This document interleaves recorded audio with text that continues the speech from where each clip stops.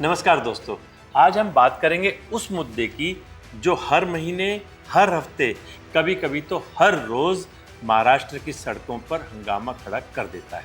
मुद्दा है मराठी भाषा की जबरदस्ती का।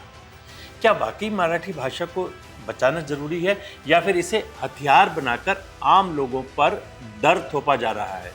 आज हम जानेंगे कि कौन है इसके पीछे, क्यों होता है ऐसा और सरकार इस पर चुप क्यों रहती है।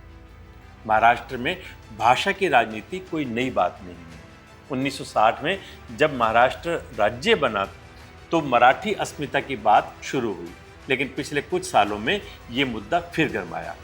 राज ठाकरे और उनकी पार्टी मनसे यानी महाराष्ट्र नवनिर्माण सेना के जरिए राज ठाकरे खुलकर कहते हैं जो मराठी नहीं बोलेगा वो महाराष्ट्र में नहीं रहेगा।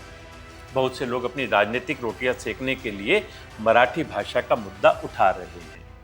कभी दुकानों पर मराठी साइन बोर्ड को लेकर बवाल, कभी ऑटो टैक्सी ड्राइवरों को मराठी सीखने की धमकी और अब तो ये सड़क पर किसी को भी पकड़कर मारने पीटने तक पहुंच गया है।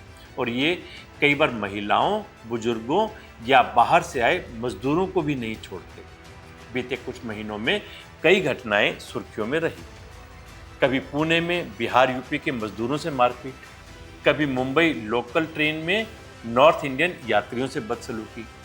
कुछ दिन पहले ही एक वीडियो वायरल हुआ जिसमें कुछ लोग एक आदमी को घेर कर पूछते हैं, मराठी येते का? नहीं, बाहर निकलो महाराष्ट्र से। यानी भाषा अब गर्व से ज़्यादा गुस्से और डर की पहचान बन गई है। दुकानदार, रेहड़ी वाले, ड्राइवर, हर कोई डरा हुआ है कि कहीं वो अगला शिकार ना बन जाए।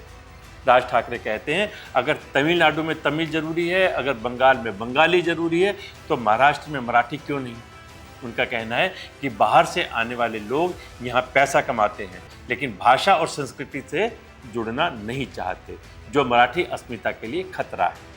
वो बार बार कहते हैं कि ये हिंसा नहीं बल्कि चेतावनी है, लेकिन सवाल ये है कि चेतावनी देने का तरीका सही है क्या? अब बात सरकार की करें तो दिलचस्प बात यह है कि महाराष्ट्र की सरकार खुद बार बार साफ कर चुकी है कि वो ऐसी ज़बरदस्ती का समर्थन नहीं करती।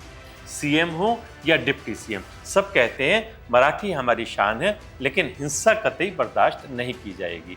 फिर भी कार्रवाई बहुत कम होती है। क्यों?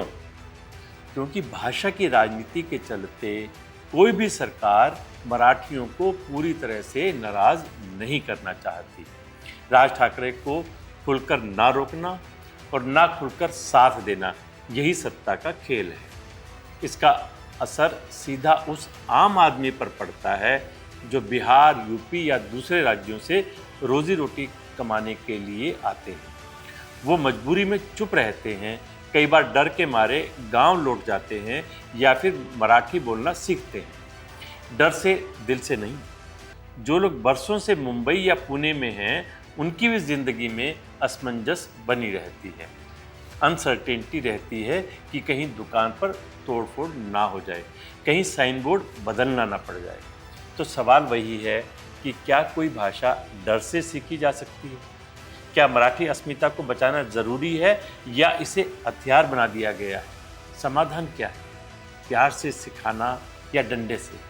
आपका क्या कहना है? क्या आप भी मानते हैं कि महाराष्ट्र में मराठी ज़रूरी है या फिर सबको अपनी पसंद की भाषा में जीने का हक?